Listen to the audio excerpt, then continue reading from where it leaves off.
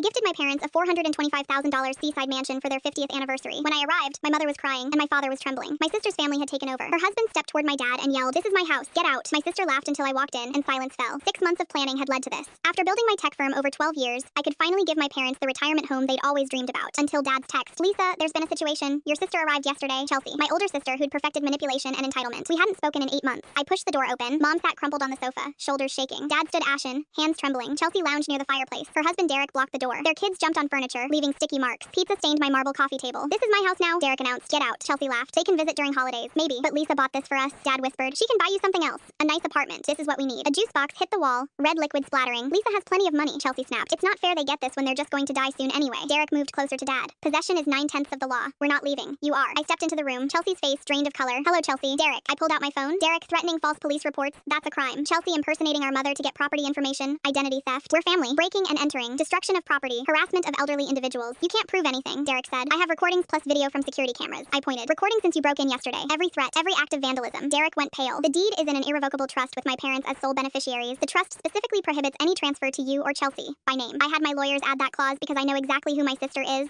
Chelsea flushed red. "This furniture you destroyed? $49,000. The table? $12,000. The wall? $3,000 to repair." "We're family!" Chelsea shrieked. "You're criminals. You have 30 minutes to leave. Otherwise, I press charges. Jail time and civil suits that will bankrupt you." "Where are we supposed to go?" "Our lease is up because you thought you'd steal a house? Not my problem." Mom spoke firmly. "Chelsea, go. You've done enough. What you did is unforgivable." Mom said. "You're my daughter, but I don't like who you've become." "Leave," Dad added quietly. "You're not invited to the anniversary party." The door slammed. Their SUV tore down the driveway. Mom hugged me. "I'm sorry I mentioned the house to her." "It's not your fault." Dad joined us. When we arrived, we were so excited. Then Chelsea showed up with moving trucks. "Did he hurt you?" "No, just intimidation. But I've never felt so helpless." "Want to press charges? We have video evidence." "No," Mom said. "She's still my daughter, but I don't want her in our lives until she changes. I'm increasing security. If they return, police are called automatically." "Can we fix this?" Mom asked. "Everything will be perfect within a week." I took their hands. "This house was supposed to say your life's work mattered." "It does," Mom said. "Chelsea can't take that away." When we walked in, Dad said. We cried. Happy tears. "This is everything we dreamed about. The trust comes back to me when you pass. Chelsea can never contest it. This house will never be hers." Now, we're ordering seafood. Eating on the porch at sunset. "Your anniversary party is next week. This week is about celebrating 50 years. Mom smiled. "Perfect." Chelsea texted. "You've destroyed our family." I deleted it. An hour later, we cracked crab legs on the porch. The trauma faded. To 50 years, I raised my glass, and many more in this beautiful home. "To Lisa," Dad said, "who gave us dignity and peace." We clinked glasses as sunset painted the sky. Later, I reviewed the footage. Chelsea's face when she realized I'd caught her shock and understanding she'd pushed too far. I ached for the sister I'd known, the Chelsea who braided my hair, who defended me. That Chelsea had disappeared. I couldn't fix her, but I could protect my parents. I blocked both their numbers. Tomorrow, lawyers, estate updates, restoration teams. The anniversary party would happen. Chelsea's absence would be noted, but celebration would continue. I texted, "I love you both.